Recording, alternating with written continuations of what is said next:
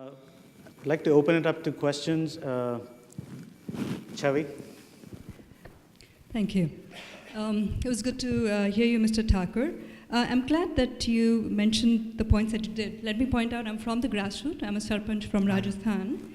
And I've noticed that there's a lot of talk on higher education, but very little on elementary, primary, and pre-nursery school education, which I believe is the foundation. So what is it that the government can do? And again, I'm glad that you admitted to the fact that the government by and large struggles with implementation. So what can we do to open doors for more private stakeholders to participate at that level to improve the education? Because employment, you spoke, is the grassroots issue, but I think more importantly, quality education. Just to share with you, my high school only provides Hindi literature, Sanskrit literature, and geography. How do you expect a child to have a proper growth and find a better future with just those basics available?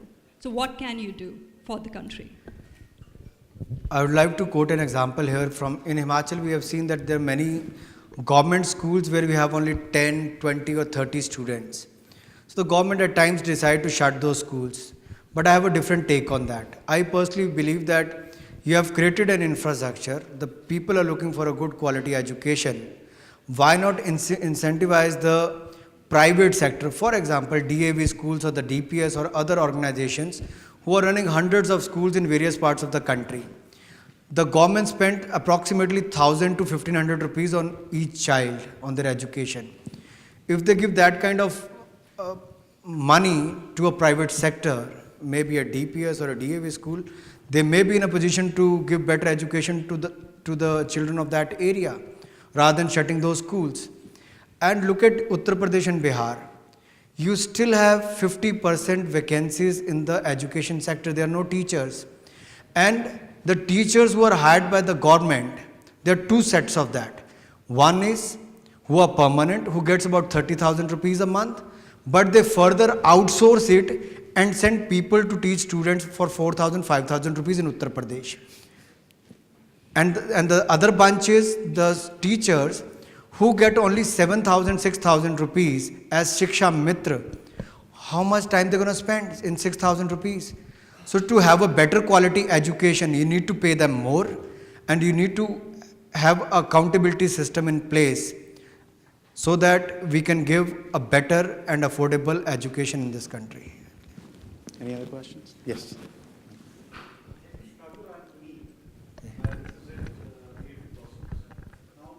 basic question remains unanswered what Ms. Rajawardhan asked you. We are focusing on opening up universities and higher education setups. How about the elementary education? What is it that your vision is, and if at all Mr. Modi were to come, what is your vision on that, and what is your take on that? If you look at the elementary education, I think if you compare in the last 6 decades, we have moved forward. We have still done well. But at the same time, there's still a lot of opportunity is there.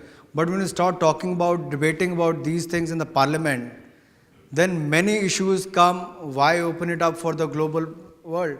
But I am of this opinion, when thousands of students go outside India for higher education, they don't go outside India for their primary or elementary education. They go outside for higher education, am I right? Right, mostly, yep. I have a disconnect here. Yeah. You're saying that children go out for higher education, right? They're not going out for a primary education. But if they are not able to reach that state wherein they go in for a higher education, how do you produce that?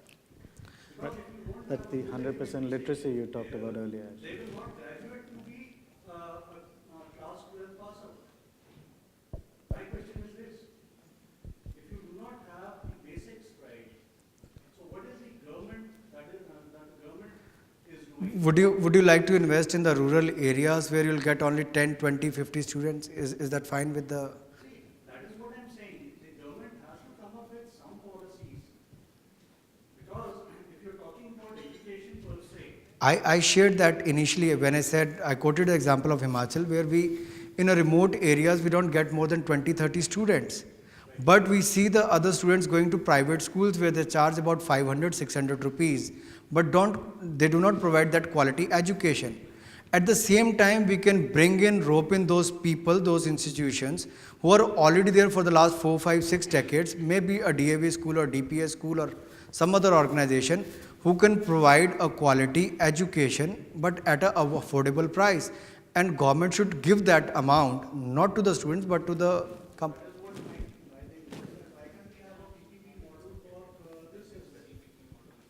There could be a PP model. Is that something that you would suggest? You know, I'll come here. But that take has to be taken by the state governments.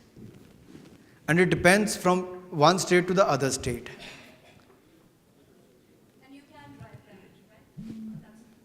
that, right? It can happen. Nothing is impossible. Nothing is impossible. We are talking about a unification, and we are going to have a uniform policy is what we are looking for. Education is one sector where not only the central government but all the stakeholders from the state, various political parties comes in and give their viewpoint. When we started talking about the global universities coming into India, there was a lot of apprehension. But look today, even if India opened the doors and all, there are still not many people who are keen to come and invest here. Look at the big names, they are still not ready to open and invest here in India. It is not only about the law, there are many other factors which play an important role, isn't it? That's what we look forward from you, Mr. Thakur. Mr. Kaur. Question, like you talked about education, employability, and empowerment. Like these are the 3 E's which you people are addressing. I think the major thing which you people are missing is the entrepreneurship through the skill sets of vocational courses. Because 30 crore people, just you can't provide employability to everybody. You can't empower everybody like this. So what plans you have to address these people?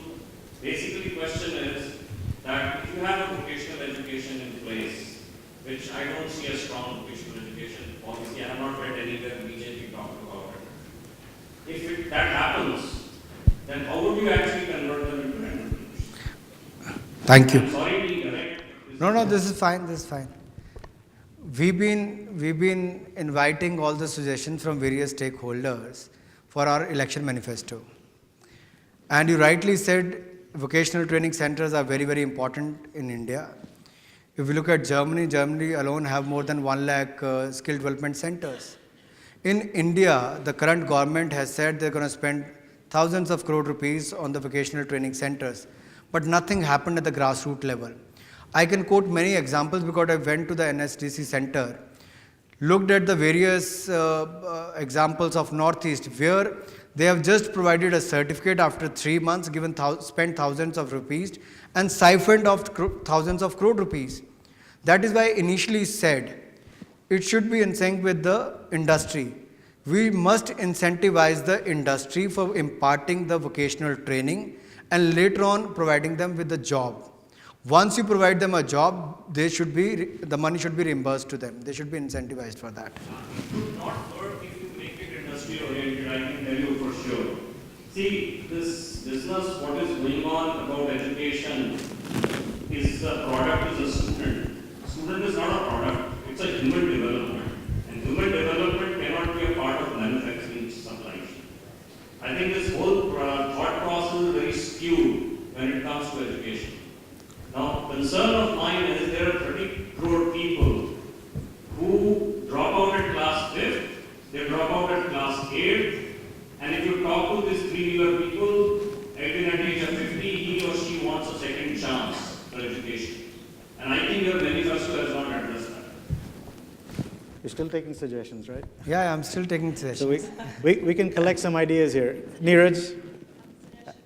Okay. Taken up from that, the concept of community colleges, Right. which is open to all age groups, to every section of the society, and short-term courses. I think it's a great thing for India, and it would be great if somebody from either parties can implement that and bring that, open doors to that in India. That can address the challenge that India faces. Neeraj?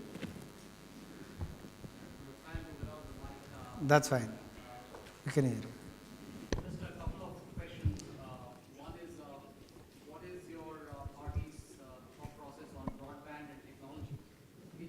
terms of making that ubiquitous, because I mean, there are a lot of new paradigms emerging where you can possibly leapfrog and perhaps even make up for the lack of availability of teachers by leveraging technology and having high quality teachers available or teaching available in different parts of the country. So just that is one point. And second thing is just also just getting out of the way, because you know, I'm a private investor and I just invested in my first education company, and one of the things that we tried to do was read through all regulation and say, what can we create that we don't run into the government? And I don't think that is a very positive mindset to come in terms of setting a business with. So, I mean, what are your thoughts on technology and deregulation? I think that's very important. Thank you, Neeraj. I think we are getting a lot of inputs on this from various sections of the society, especially the youth, where they come out with these ideas that in the rural areas, we must take the advantage of the IT sector or the broadband connectivity and all. BJP has been the leader in this, whether the social media or other IT sector. We have taken the advantage of this for connecting with the media or various sections of the society. We are, open for this idea, and I think this can play a very, very important role in imparting education in the remotest and the rural areas in this country. I think we look forward for this. I think, as I remember when I met Mr. Murli Manohar Joshi a few days back, I don't know whether you gave him this idea or someone else gave him this idea, but this is already on the BJP's manifesto. They are including all these points in their election manifesto. Great. Preeti, one last question and that's it, because we have to. Mike, right in the middle. Thank you for your remarks. We were just talking about this earlier about how Singapore has become an education hub.